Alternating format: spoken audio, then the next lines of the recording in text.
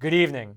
3 days ago, several counties out in Oregon, they voted to secede and join the state of Idaho. They essentially don't like Portland politicians running the state so much that they're voting with their feet. Meanwhile, over in Arizona, the Secretary of State just issued this letter saying that the election machines which are currently being audited are no longer suitable for future elections, meaning that they will have to purchase new ones. And furthermore, the Arizona Senate president received a suspicious package in the mail 2 days ago, which contained a mysterious white substance. And lastly, over in Texas, the governor there has just signed a new bill into law which prohibits abortions once a fetal heartbeat has been detected, essentially outlawing abortions after 6 weeks. But will this survive the courts? Well, we might know that very soon, actually, because the Supreme Court has just agreed to hear a similar case out in Mississippi.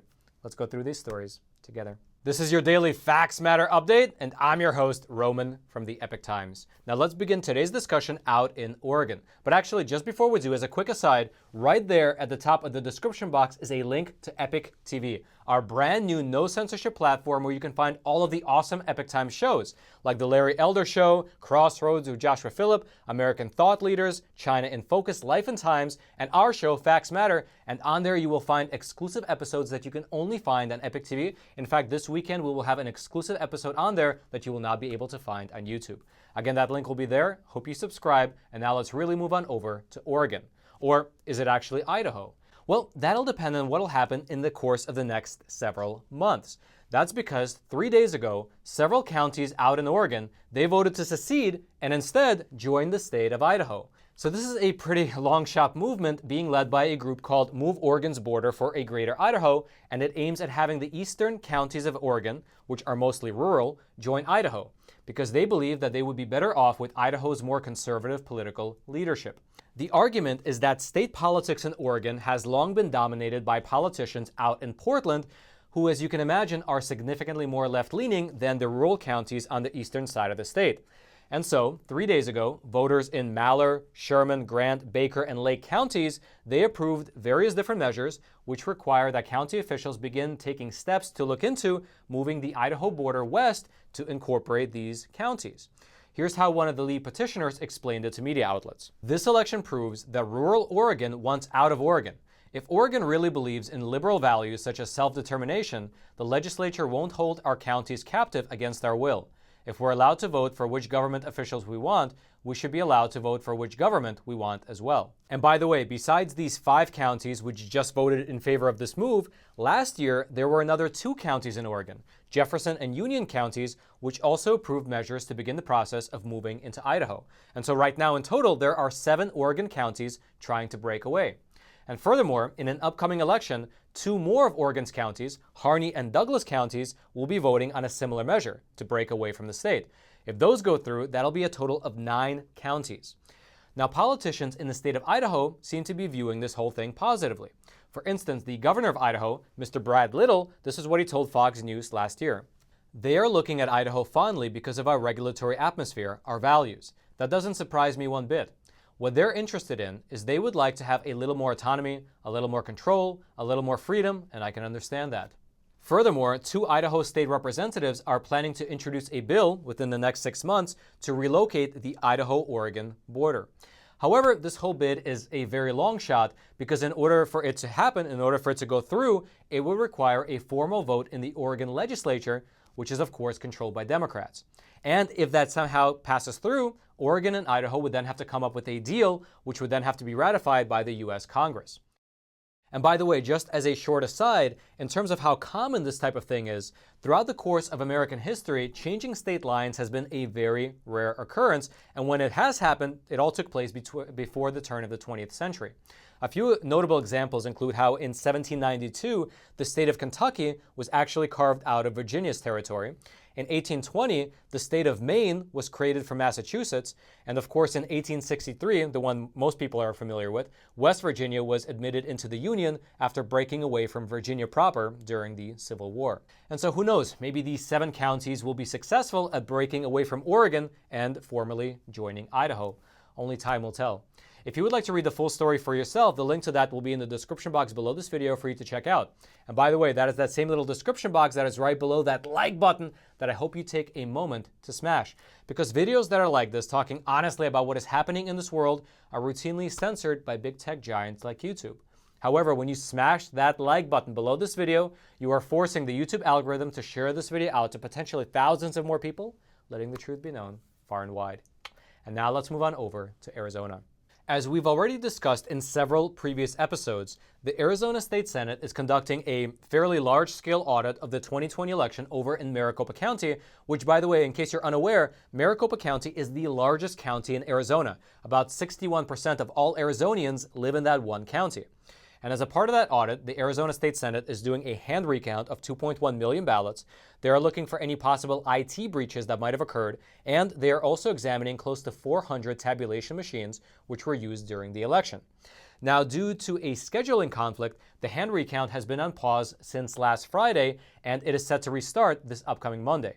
Afterwards, the auditors will have until June 30th, so they have over a full month to count the remaining ballots, which at this moment, as of the last recorded statement from the auditors, there are still 1.6 million ballots that remain uncounted. Now, while the hand recount has been paused, there's been a lot of legal drama happening in the background, a lot of which we've actually already discussed in previous episodes. However, there have been some new developments. To start with, it appears that a suspicious package with an unidentified white powder was sent to Karen Fann, who is the Arizona Senate president. According to an email from the Director of Communications for the Senate Republicans out in Arizona, here's what happened. An assistant in President Fann's office opened a letter addressed to the president. A small amount of substance was observed from the mailing. Out of an abundance of caution, the assistant contacted the Department of Public Safety, and its hazmat team was alerted. Then, according to a statement from the Arizona Department of Public Safety, at about 4:30 p.m., they responded to this suspicious package call, and then they wrote that the package was secured by the Department of Public Safety Hazardous Materials Response Unit and submitted to the crime lab. Investigation continues regarding the package. Thus far, it's not been made publicly known what that white powder actually was. Now, besides that mysterious package, yesterday, Katie Hobbs, who is the current Arizona Secretary of State, she's a Democrat, she announced that the voting machines which are currently being audited are no longer safe for use in future elections, meaning that Maricopa County will have to purchase new election machines. She explained her reasoning in this letter here, which she sent to Maricopa County officials, and we were actually able to get a copy of this letter here at the Epoch Times, and here is what it says in part. I have grave concerns regarding the security and integrity of these machines, given that the chain of custody, a critical security tenet, has been compromised and election officials do not know what was done to the machines while under Cyber Ninja's control. Now, as to whether she can actually do this or not, it looks like she can. In the state of Arizona, the Secretary of State can decertify machinery as long as she does it in consultation with the state's Election Equipment Certification Committee, which is a 3-person panel which is actually appointed by Katie Hobbs herself, which appears to be what she has done already, because in this letter she states that she has already consulted with the election technology experts and determined that after a loss of physical custody and control, no comprehensive methods exist to fully rehabilitate the compromised equipment or provide adequate assurance that they remain safe to use.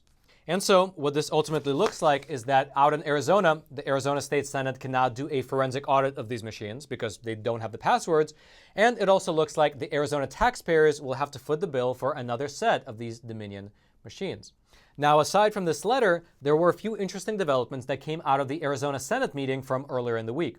For one, according to Doug Logan, who is the CEO of the Cyber Ninjas, which is of course the company leading this forensic audit, the previous audits which were conducted in the Maricopa County on behalf of the Maricopa County Board of Supervisors did not actually validate that the election results were accurate. Mr. Logan said as a part of that hearing that those previous audits, they mainly focused on making sure that the version of software that was expected to run on the machines was in fact the version that was being used. Furthermore, he also said that they ran off-the-shelf software to see whether there was any malware on the machines, and that they ran logic and accuracy testing, which he said involved taking a sample of about 100 ballots out of the total 2.1 million ballots in the county and running them through the system to make sure that those ballots were being counted properly. However, in regards to those previous audits, he said that, but at no point in any of those audits did they actually take a look at actual ballots and run those ballots through the system or do actual counting to validate the results. they were all focused on whether it was the right version of the software. By contrast, he said that the current audit, the one that they are overseeing, is focused on specifically the results. Are the results exactly as they came through? Are they the way that they were cast? And does it go all the way through the system that way? Now, secondly, another interesting takeaway from that Arizona Senate meeting was when Ken Bennett, who is the former Arizona Secretary of State as well as the audit liaison, he said that the Maricopa County officials have yet to provide him with chain of custody documentation for the election ballots, which spans the time period between the November election and the day that they were delivered to the forensic auditors, which was back in April. He said that even though he has been asking for weeks for this documentation, the county officials have only provided him with the chain of custody documentation for the transport of the ballots from the warehouse to the Veterans Memorial Coliseum, which took place on April 21st and 22nd. But he says that he has yet to receive the chain of custody documentation for the 5-month period prior to that. Here's specifically what he said. We still haven't received, as far as chain of custody, the documentation of the chain of custody between when boxes with ballots in them started to be filed away in their warehouse between the election and April 22nd. Furthermore, he said that getting this documentation is very important and necessary in order to make sure that ballot security was maintained throughout that 5-month period. However, given the hardline stance that Maricopa County officials took in their most recent letter, which we went over in our previous episode, it looks like without a court order, they might not be turning over any more documentation. We'll just have to wait and see what actually comes of it. Now, lastly, in regards to the Arizona audit, it looks like it might be expanding to include all races within the county. In fact, just a few days ago, the Arizona State Senate indicated that it is considering expanding the audit of Maricopa County elections to include more than just the presidential and Senate races. The audit team indicated that they now want to test the county voting machines by taking a closer look at the results from all of the other races as well. Here's what Ken Bennett said on this issue. We are looking with other companies to do a machine tabulation of all the races on the ballots to compare with the Dominion tabulation back in November. We will be looking at the images of all 2.1 million ballots. Mr. Bennett then went on to further say that the expanded audit would not involve a physical recount of the ballots, like the one that's happening right now at the Memorial Coliseum, but instead it would be a separate audit using digital images of each ballot. Now, if they choose to do it this way, it is likely the case that they would have to re-examine the 500,000 ballots that they have already inspected. And so we'll just have to wait and see whether that is actually the route that the audit team will be taking, and probably we'll know starting next week when the auditors re-enter the Memorial Coliseum and restart their operations. Now, if you would like to read the statements from Ken Bennett, if you would like to read this full letter from Katie Hobbs, or if you would like to dive deeper into anything related to the Arizona audit for yourself, all those links will be in the description box below this video for you to check out. And now, before we move on over to Texas, I would like to introduce our sponsor for today's episode, and it is the like button. That's right, this episode is sponsored by that like button that's right there below this video. For the low cost of $0.00, you can smash that like button and force the YouTube algorithm to share this video out to potentially thousands of more people, letting the truth be known far and wide. And now let's move on over to Texas. 2 days ago, the governor of Texas signed into law a new bill which bans abortions after a fetal heartbeat has been detected. This piece of legislation, which is officially called Texas Senate Bill 8, centers on the idea that the state of Texas never officially repealed the laws which were enacted before the Roe v. Wade decision back in 1973. Those particular laws, which arguably are still in effect, both bar and criminalize abortion unless it's done in order to save the life of the mother. Now, this new bill, which has now just been signed into law, states that a doctor may not perform an abortion unless he or she has determined that the unborn child does not have a detectable fetal heartbeat. If a heartbeat is detected, an abortion can only be performed if a medical emergency exists. Now, in signing this bill, here's what the governor of Texas had to say. Our creators endowed us with the right to life, and yet millions of children lose their right to life every year because of abortion. The bill ensures that the life of every unborn child who has a heartbeat will be saved from the ravages of abortion. Now, what's interesting to note is that the way that this new bill is structured actually prohibits state officials from enforcing the provisions. Instead, the way that it will work, starting in September when this new law goes into effect, is that private citizens may file lawsuits against doctors, clinics, and anyone involved in an abortion that violates the law. Now, as expected, a number of progressive groups criticize this new bill. For instance, here's a statement from the ACLU of Texas. If this law stands, it would outright ban abortion in the state at 6 weeks gestation, before many Texans even know they are pregnant. If this law stands, it would allow anyone to sue abortion providers and folks who help a person obtain an abortion. Furthermore, Planned Parenthood of Texas called this bill one of the most extreme abortion bans in the entire country. On the flip side, however, many cheer the bill as a victory for the pro-life movement. For instance, here is a statement from the director at Human Coalition, which is a pro-life group. What an honor to witness Governor Abbott sign this historic heartbeat bill. The legislature and governor prioritized this historic legislation, and with his signature, approximately 50,000 precious human lives will be saved in Texas next year alone. Furthermore, Senator Brian Hughes, who is a Republican and one of the bill's main sponsors in the Texas legislature, he said this: "The Texas Heartbeat Act is the most powerful pro-life legislation in Texas history and will stand as a model for the country." Now, very likely what will happen next is that some of the groups that are against this bill will file a lawsuit against it, arguing that it is unconstitutional. And if and when that happens, we'll let you know right away. Although, it might not even be necessary. That's because 4 days ago, the U.S. Supreme Court has agreed to take on a major abortion case. This particular case came out from Mississippi and is very, very far-reaching. What happened was that over in Mississippi, state lawmakers enacted a ban on most abortions after 15 weeks of pregnancy. However, a lower court reversed that ban, with the judge saying this: Mississippi chose to pass a law which it knew was unconstitutional to enforce a decades-long campaign fueled by interest groups to ask the Supreme Court to overturn Roe v. Wade. This judge's reversal was then appealed to the U.S. Supreme Court, and as of 4 days ago, they accepted the case with this simple order. The petition for a writ of certiorari is granted, limited to question 1 presented by the petition. Now, the reason that this case is so far-reaching is that it will grant the Supreme Court an opportunity to reconsider both Roe v. Wade as well as Planned Parenthood versus Casey, both of these being landmark cases that ruled that a woman had a right to an abortion. And now, with a conservative majority on the Supreme Court bench, who knows what they will ultimately decide.